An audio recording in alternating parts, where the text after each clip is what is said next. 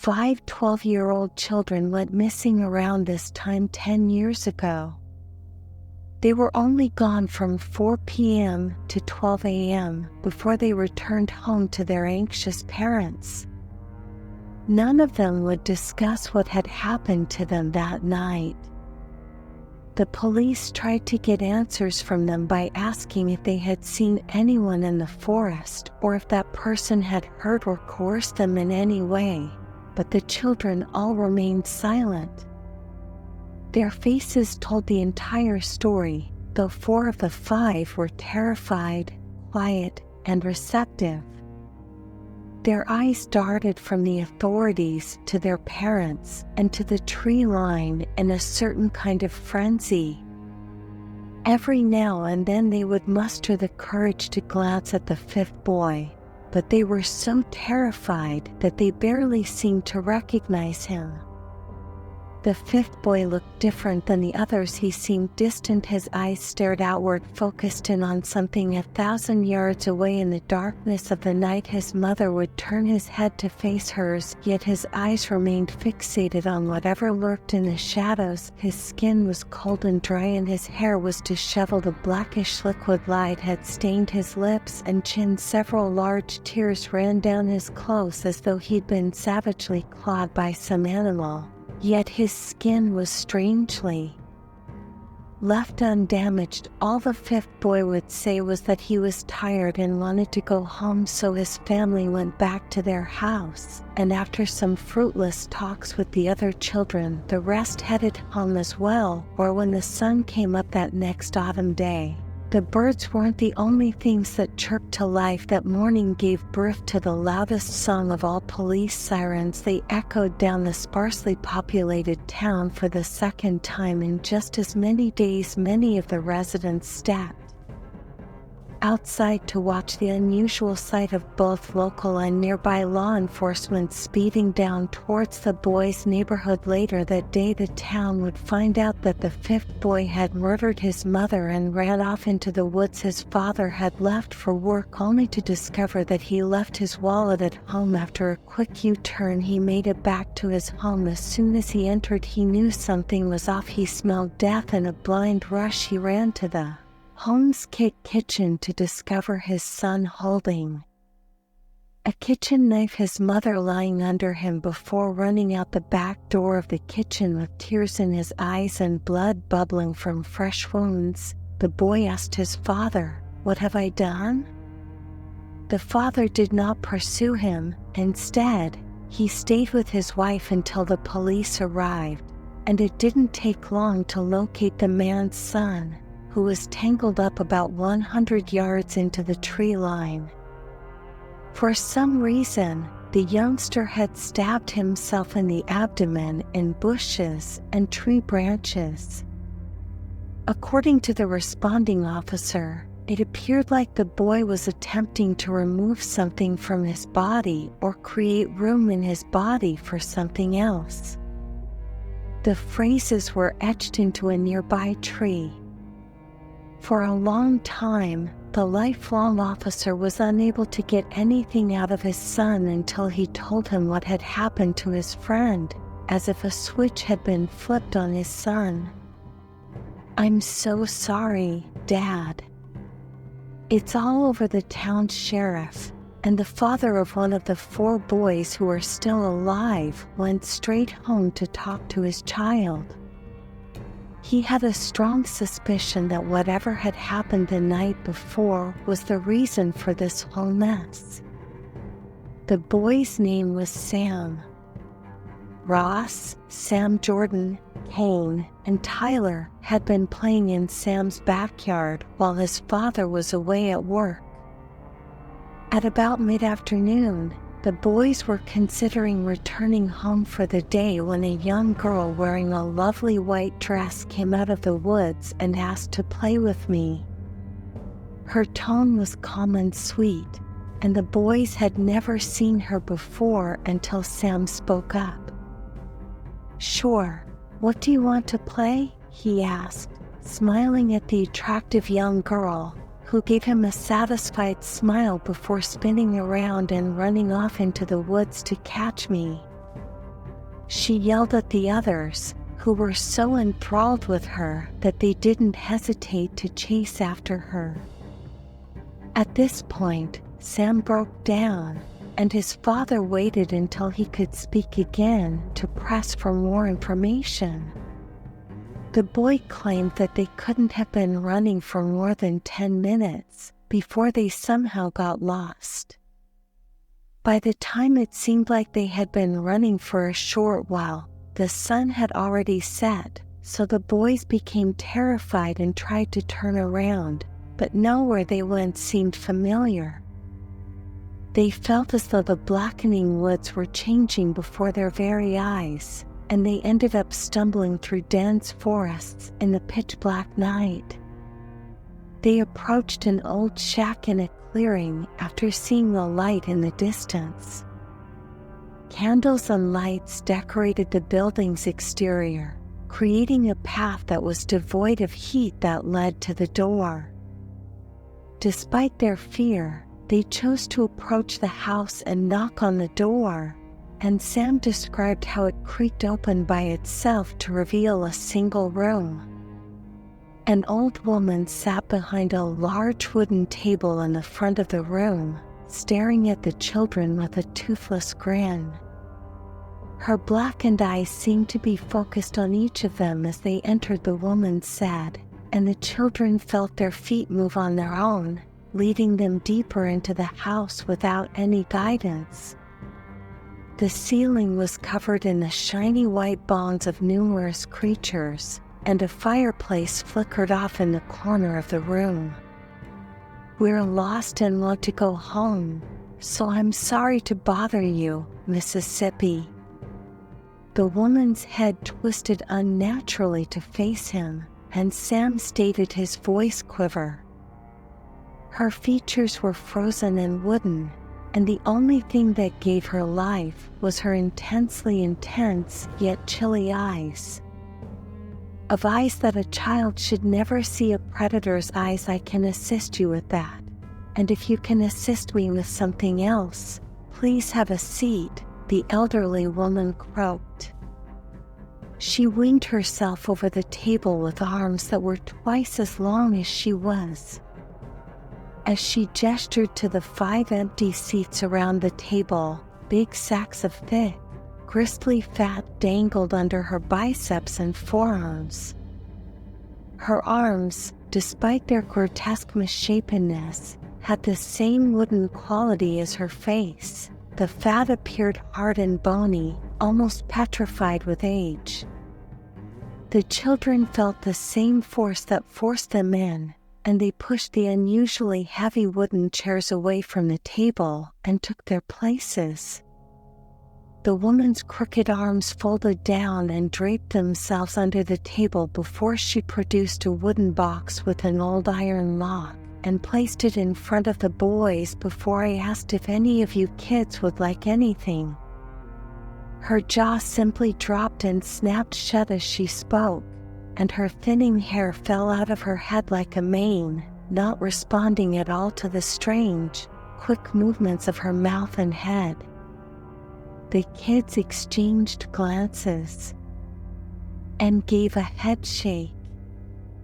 Their eyes pleaded for someone to take the initiative and flee, but no one did.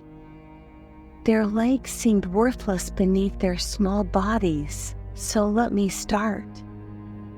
Her lips, which were hidden, chattered like hardened bone as she spoke, and she used her long, spindly fingers to move the box so that it faced the kids.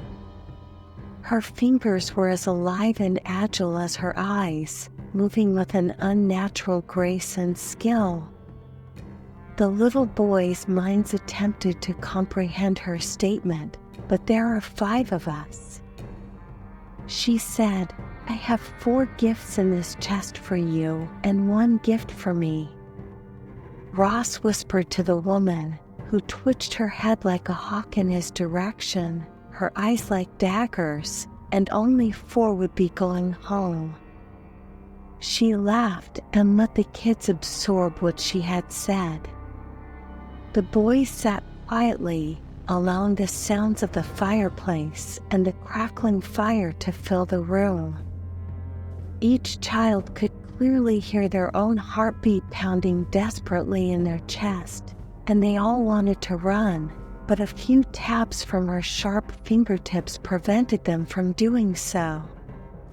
The box was opened, hay lined the bottom of the wooden chest, and 5 objects were placed on top. The first was an old doll's head, with its eyelids flickering quickly before it rested in the open position, staring lifelessly towards the ceiling. Next was a penny that was damaged on one side but otherwise appeared ordinary. Beside it was a plain piece of candy, possibly chocolate, wrapped in white cloth, and lastly, a brightly colored yellow dandelion that had just been picked. "Please take one, as there is no need to ruin the surprise." As the other lads watched, the doll's eyes rolled back in their sockets, and her neck craned towards the boys' leader, Sam, who gave her a look of utter contempt in return. Without hesitation, he snatched the doll's head, certain that he would be the one cursed with staying. A young girl's laughter reverberated around the elderly woman's den. Sally enjoys playing constantly and would stop at nothing to ensure her playmate is safe and fed. Ross accepted the piece of candy and looked up at the elderly woman across the table from him. "Enjoy the sight, my dear," she said, "and I'm sure there'll be more in the future." She then turned to face the next boy. Tyler grabbed the $half-sized black button, which fit tightly in the boy's palm. "An eye for an eye," my youngster said. The next child got the penny, which was an ordinary bit of metal that intrigued the last boy. The boy startled as he gazed down at his new black trinket and felt his own reflection. He could feel a gaze resting on him originating from the button. When Jordan picked up the dandelion, the old woman's head suddenly turned to face him, and she said, "I have my reward right there."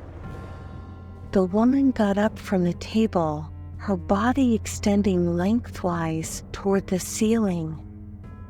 Her bones appeared weak and fragile beneath the nearly transparent black cloth covering her slender frame. "The rest of you could go, following the path back home." Her hands reached forward and held Jordan's face as a tear ran down his cheek. The other kids got up, legs shaking from under them, one by one, until only their leader Sam and the last boy remained. With a quick toss, he threw the doll's head towards the last boy, who caught it in his grasp. The sounds of an irate child erupted in the den, and the old woman's smile persisted, but the joy in her eyes caused the hair on the back of her head to stand on end in a panic. Sam said, "I'm sorry, I'm so sorry," but his apology wasn't directed at Jordan, rather, it was directed at the 3 kids outside the house. Jordan got up and hurried out the door, joining the other boys in their escape from the den. They followed the dirt path while listening to high-pitched screams coming from the house. Eventually, as the sound faded, the only sounds they could hear were the frustrated tones of their breaths as their energy started to wane. Exhausted but unwilling to rest in the dark of the unfamiliar forest, the kids had run for a few minutes past their breaking point. When they were at their most exhausted, a flutter appeared above them, and a black figure swiftly descended from the shadowed skies onto the path in front of them. A big black figure, with a grim expression and a hunched back, stood between them and their houses, and they watched as the elderly woman unwrapped herself from her cloak, her pale white face the only thing that stood out against the blackness all around. The children stopped in their tracks to stare at this monster, and the crooked woman stammered her way towards them. Her head appeared to have fallen into disarray, with flaps of skin clinging to her bony face like a drapery. Her lips had vanished, leaving a mouth that stretched from one end of her jaw to the other, splitting her head in half. Jagged and harsh, she screamed, "I only wanted you," pointing with one of her long fingers at the final boy in line. Her knees were bent at a 90-degree angle to support her twisted, angular torso. Whether it was terror or some other supernatural force, Jordan froze and came to a complete halt.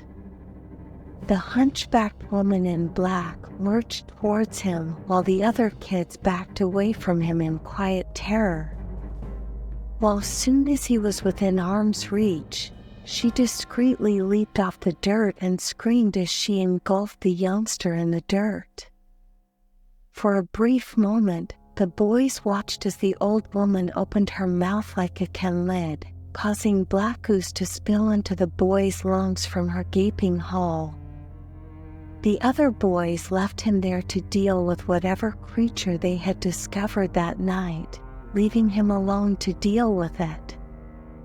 Later, the boys ran back into town, where their journey had started, and they were shocked to discover that Jordan had caught up with all 5 of them at some point during their journey.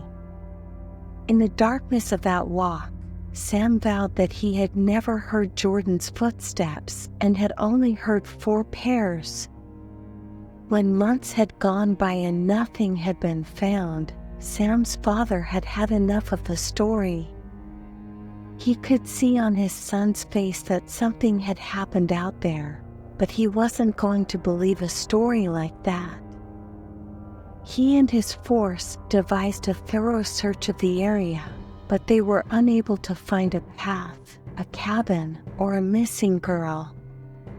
Years later, Sam started drinking, and Tyler moved away from forests to farmland. "I'm Ross, and I stayed here while Kane went to the city, seeing everything,"